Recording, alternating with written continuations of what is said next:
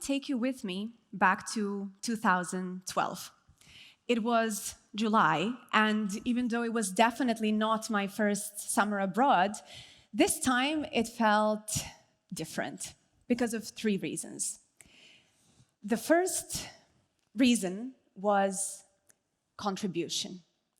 I chose to spend that summer in Germany and work on a project with 20 other volunteers from all around the world to raise awareness on diversity of our planet, and at the same time to spread understanding of the idea that even though on the outside we might seem different, on the inside we are all the same. The second reason was connection. I don't know about you, but I always wanted to be able to say something like, oh, my friend Radwa from Egypt just got a job, or my friend Skinder from Ethiopia just texted me. But beyond that, I was really curious and I really wanted to just experience the world is so small phrase, you know? Because deep down, I knew that what makes it smaller is actually the connection and not kilometers between us. And the third reason, well, the third reason was not at all beautiful or inspirational as the previous 2. The third reason was fear. Back then, I was finishing my studies in English language at the Faculty of Philology. And the thing is that I've always been in love with languages. I love them, I still love them, because I really think that they are the most important thing in the world, and some things that only us human beings were given, something that has the power to connect us all. However, there was one teeny tiny problem there. I was afraid to speak.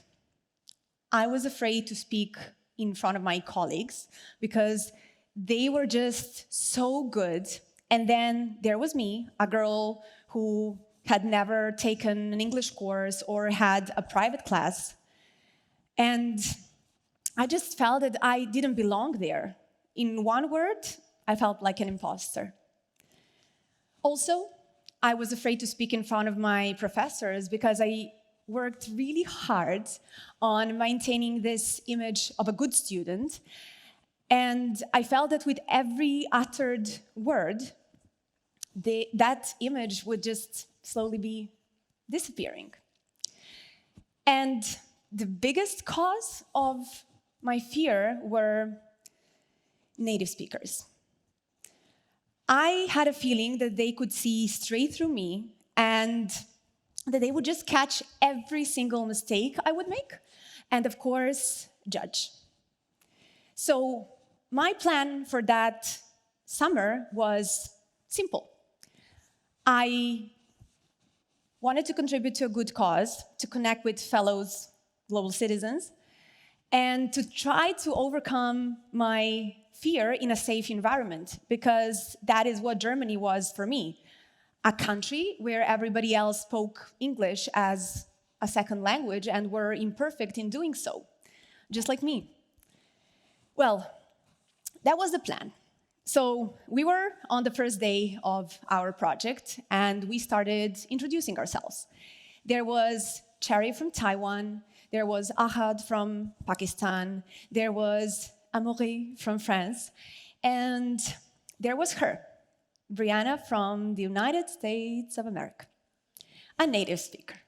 So you can imagine how I felt at that moment when my brilliant plan was falling apart right there in front of my eyes.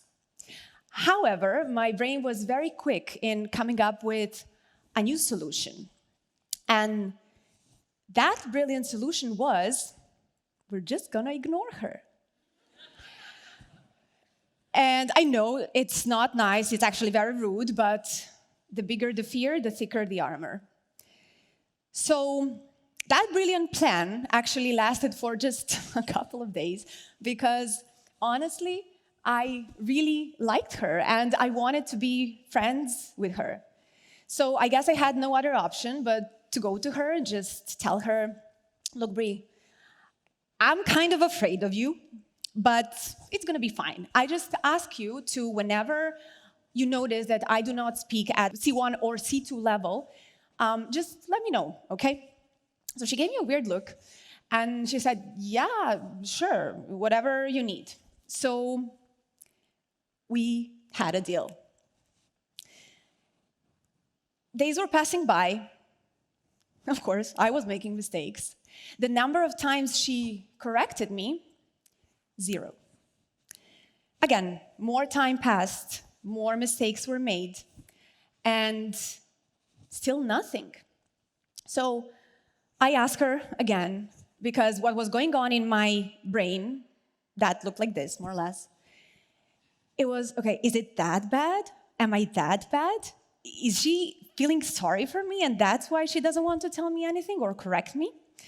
So I asked her, and I said, Brie, I'm aware that I make mistakes. I'm also aware you're not correcting me. Why? And you're not gonna hurt my feelings. You're not gonna make me feel stupid. Just be honest with me. So this time, actually, she had that face that she makes when she thinks about something deeply. And after a while, she told me, Marija, you know what? Like, I'm thinking now, but I think that the reason why I never heard you make a mistake is because that was not what I was focusing on. Because whenever I listen to you, I listen to understand. Wow, that was not the answer that I expected. I expected a lot of different answers, but that was not one of them. But then, of course, focus. And there's one important thing about focus. We do not experience what there is. We only experience what we focus on. And so she was focusing on listening to me, on understanding me, and on connecting with me. And what was I focusing on? Well, definitely not on the communication that was happening between the two of us. I was focusing on the conversation that was happening here. On the voice that was telling me things like, just give up already. You're not good enough. And every time you open your mouth to speak, you just embarrass yourself and you just show how much you don't know. And those people who told you you're good at languages, they were nice, but they lied.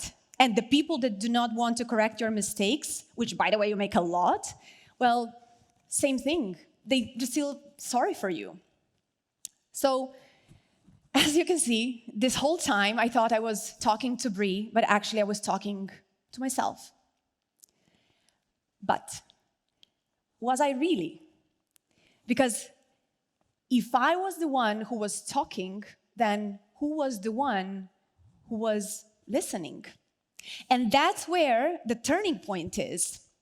We are not that voice. We are the ones who hear it. And we are not those thoughts. We are the ones who are aware of them. And that's where the change begins, if we want to. Because that road is not the most pleasant one, it's not the quickest one, and it's definitely not the easiest one. But it's very important to realize at that moment that that change is one of the worthiest changes in our lives. And throughout my work, I've come to realize that there are actually 3 steps or 3 stages leading to that change, which I conveniently and very originally called the 3 C's. The first C is consciousness. We cannot change anything we are not aware of. That's just a fact. But once we become aware of anything, that's when we can make a change, right? Until then, all those thoughts just live rent-free in our heads, controlling our behaviors and also affecting our results in real life, like it happened in my case. The whole time, as I said, I thought I was talking to Brie, but I was actually focused on myself. And that felt really bad. I felt really, really bad at that moment.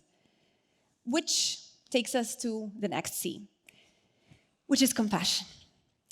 That mean voice that was talking to me, that was basically just the attempt of my brain to keep me away from the danger.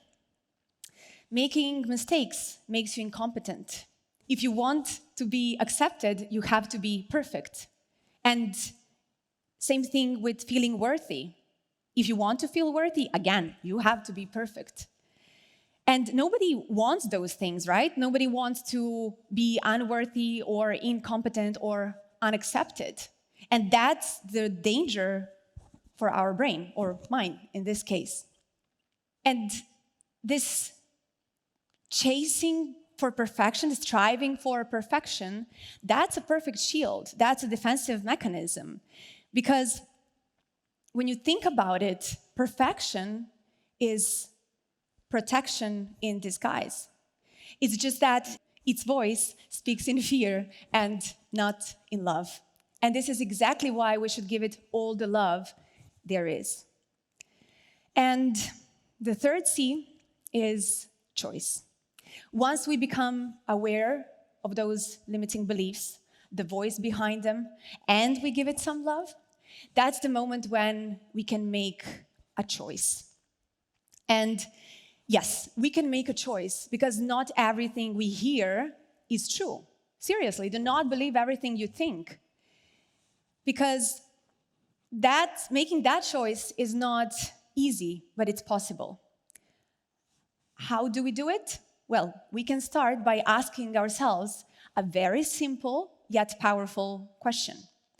Is this thought that I'm having right now taking me towards my goal?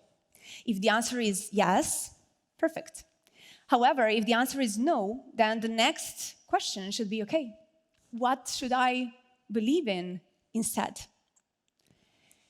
And that is where we finally reach the change. There is one crucial thing about language. The purpose of language is not to be perfect. Purpose of language was, is, and will always be to connect. And connection does not ask for perfection. Connection asks for presence. So how do we switch from wanting to be perfect to being present? I believe you know the answer. And the answer is, of course, focus. By focusing on here and now, while at the same time having the goal in our minds and giving the power to the voice that speaks out of love. The voice who says things like, making mistakes is a part of the process. It's not the end of it. And learning and speaking a second language, that's a sign of courage. It's not a weakness. And all those people, they listen to understand, even native speakers. And when they do so, they want you to succeed in achieving your goals. And I don't know what your goals are, but I promise, I know that it's not, I want to be able to create grammatically perfect sentences at C2 level according to the Common European Framework of Reference for Languages. Luckily, I realized that on time. Do I speak at C2 level? No. Do I still make mistakes? Hell yeah. But what's important there is that my focus is not there anymore. And you know what's funny? After I graduated from the Faculty of Philology, my career actually completely changed direction. So I'm not an English teacher, but everything I am and everything I have, none of that would have been possible without language.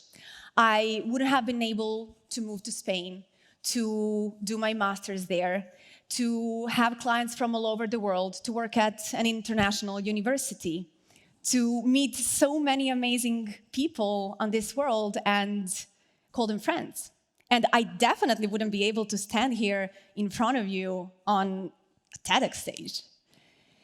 So that's the purpose of language. Language itself, it has never been a goal. Language is just the medium we use to reach it. So do not let perfection stop you from that. Luckily, I didn't let it keep me from meeting one of the most important people in my life, who I'm, by the way, going to meet this summer in July in Germany, where it all started, just because I made one important choice. And there is one sentence that I say quite a lot, and that sentence is, there is always room for improvement. And I do believe that, but sometimes, just sometimes, when we focus too much on improving, it probably means that we spend a lot of time postponing showing up, because we are afraid to show up imperfectly. But there's actually nothing to be afraid of, because it's our choice that makes the difference. It's us who choose. And when I stopped choosing language to protect myself, that was the moment when I started choosing language to connect. And that changed everything. Thank you.